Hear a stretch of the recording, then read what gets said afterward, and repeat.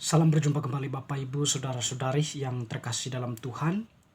Pada kesempatan ini marilah kita kembali lagi mendengarkan sabda Tuhan yang kita ambil dari Penginjil Yohanes bab 20 ayat 1 sampai 9. Pada hari pertama pekan itu, pagi benar ketika hari masih gelap, pergilah Maria Magdalena ke kubur Yesus dan ia melihat bahwa batu penutupnya telah diambil dari kubur. Ia berlari-lari mendapatkan Simon Petrus dan murid yang lain yang dikasihi Yesus. Ia berkata kepada mereka, "Tuhan telah diambil orang dari kuburnya, dan kami tidak tahu di mana ia diletakkan." Lalu berangkatlah Petrus dan murid-murid yang lain itu ke kubur. Keduanya berlari bersama-sama, tetapi murid yang lain itu berlari lebih cepat daripada Petrus, sehingga ia lebih dahulu sampai di kubur. Ia menjenguk ke dalam dan melihat kain kafan terletak di tanah, akan tetapi ia tidak masuk ke dalam. Kemudian tibalah juga Simon Petrus menyusul dia dan masuk ke dalam kubur itu. Ia melihat kain kafan terletak di tanah, sedangkan kain peluh yang tadinya ada di kepala Yesus tidak terletak dekat kain kafan itu, tetapi terlipat tersendiri di tempat yang lain. Sesudah itu masuklah juga murid yang lain yang lebih dahulu sampai ke kubur itu. Ia melihatnya dan percaya. Sebab selama itu mereka belum mengerti isi kitab suci yang mengatakan bahwa ia harus bangkit dari antara orang mati. Demikianlah sabda Tuhan, terpujilah Kristus. Bapak Ibu Saudara-saudari, teman-teman yang terkasih dalam Tuhan,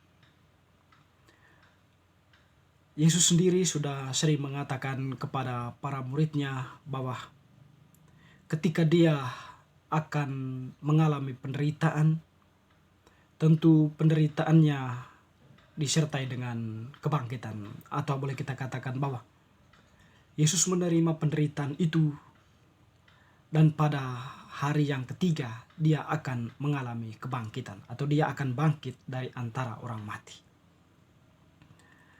Pada bacaan hari ini menunjukkan hal itu, di mana pertama-tama tadi kita memperlihatkan oleh Injil Yohanes, Maria Magdalena yang pergi ke kubur, dan kubur itu dilihatnya tidak seperti sebelum atau posisinya tidak seperti sebelum mereka menguburkan Yesus. Tetapi kuburan itu, batu penutupnya telah diambil dari kubur, atau boleh kita katakan mungkin digeser dari pintu kubur sehingga kubur itu nampak terbuka. Lalu Maria Magdalena ketika melihat fenomena itu, dia lalu pergi berlari mendapatkan Simon Petrus dan murid yang dikasihinya untuk segera pergi ke kubur tersebut. Nah, keduanya pun berlari ke sana.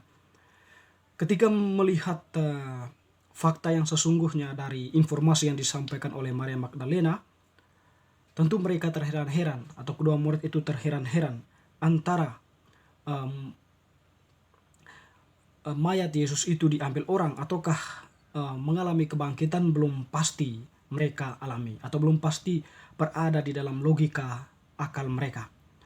Tetapi salah satu murid yang dikasihi Tuhan, bahwa ketika dia melihat kain-kain itu terlipat dengan sendirinya atau dalam pada posisi yang sepertinya telah dirapikan sedemikian rupa, semacam menjadi indikasi bahwa dia memang Tuhan itu sudah bangkit, sehingga ia melihatnya dan percaya.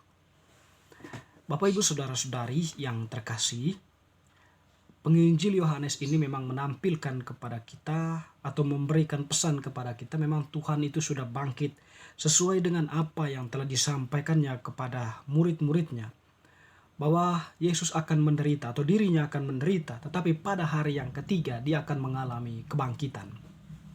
Dengan demikian, di suatu sisi memang kita melihat dari cara pandang Yesus yang sudah menyampaikan hal itu, bahwa Yesus bangkit dari antara orang mati, dan kita percaya bahwa memang Yesus itu sudah bangkit dari antara orang mati, karena Yesus sendiri yang mengatakan hal itu.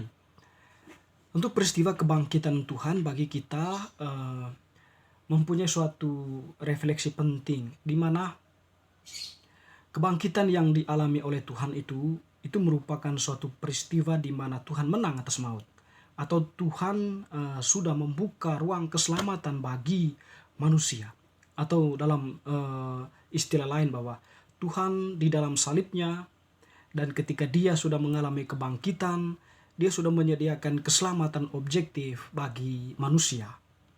Nah, keselamatan objektif ini berlaku untuk siapa saja. Tetapi bagi Tuhan, keselamatan objektif itu tidak akan terjadi dialami oleh manusia secara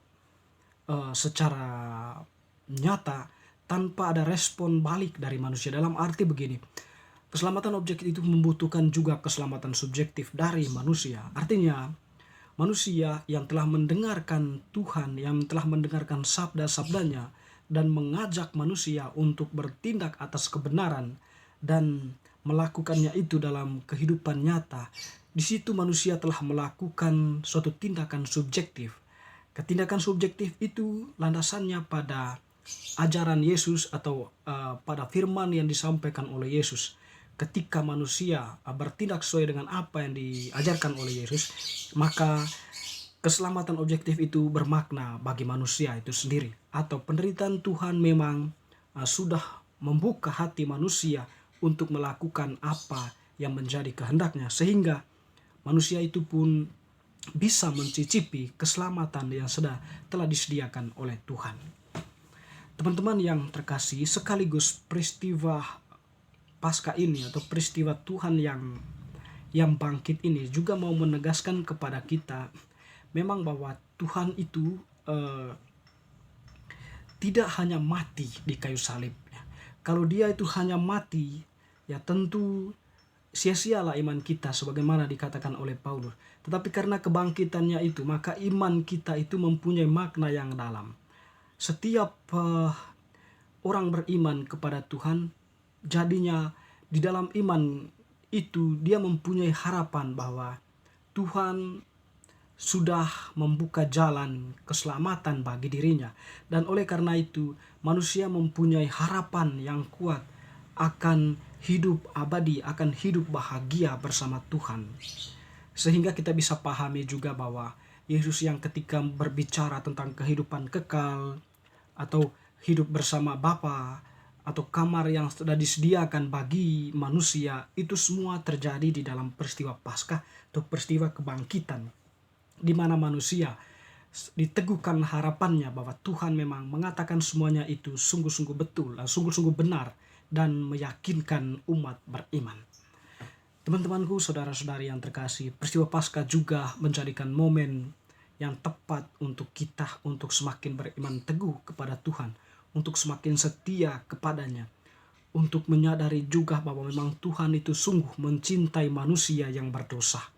Dia telah menebus manusia dari dosa dan juga telah membuka wawasan berpikir manusia yang luas tentang apa itu kebenaran, tentang apa itu saling mencintai, tentang apa itu saling menghormati, tentang apa itu saling menghargai satu terhadap yang lain. Di situ semua apa yang disampaikan oleh Tuhan merupakan suatu kebenaran universal bagi semua orang yang memandang Tuhan itu. Dan kebangkitan itu sekaligus mau mengatakan bahwa kita semua sudah dimenangkan oleh Tuhan dari kuasa kegelapan. Karena apa? Tuhan sudah menyampaikan kepada kita tentang kebenaran yang dikehendaki oleh Allah. Sehingga kita sebagai manusia harus bersyukur kepada Tuhan, dan tentunya di dalam posisi kita sebagai umat beriman semakin diteguhkan dalam kepercayaan kita akan Tuhan yang telah bangkit, akan Tuhan yang telah menyediakan keselamatan untuk kita semua. Semoga